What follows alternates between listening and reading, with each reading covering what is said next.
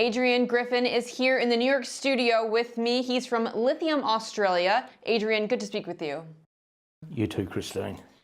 So Adrian, you're here for the 121 Mining Conference here in New York. What's kind of the reaction you're getting from investors? The reaction's been very good indeed, and I think there's a lot of hype out there in the energy metal space in general. So Lithium Australia attracts a lot of attention here. What have you been telling investors about lithium? Well, I guess there's a lot of supply constraints on lithium at the moment. Most of those supply constraints are a consequence of the inability of downstream processing to cope with the demand. And that's where Lithium Australia comes in. We've got some alternative processing technology that may indeed help with that and create greater sustainability in the lithium industry. Can you tell me more about that? We've focused on minerals that people normally don't process, the minerals that are in the too hard basket, and developed specific processing technology to take advantage of that. So you have some news out with your asset in Germany.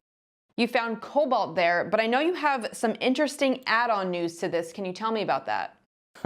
Indeed, I have. We found these prospects to a large extent by accident. We were out there looking for lithium and we found some old workings that historically, back in the 16th century, had been mined for copper.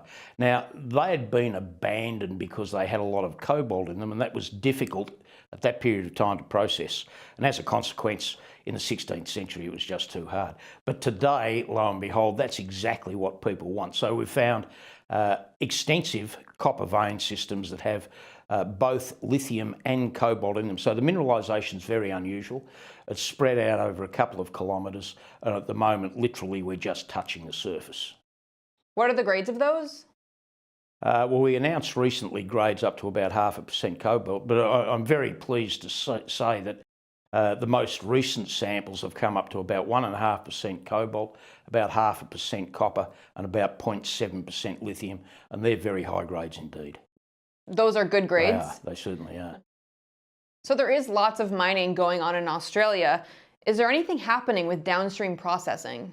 If you look at things historically, Australia's operated as a quarry, and people have realised that that's probably not the best thing to do for the advantage of the country. So the Australian government has started an initiative that they call Lithium Valley, and that's all about downstream processing, going through not only from the production of concentrates and lithium chemicals, but right through to cathode powders and batteries. And the intention is for the government to sponsor that and put in place the right environment for that to happen.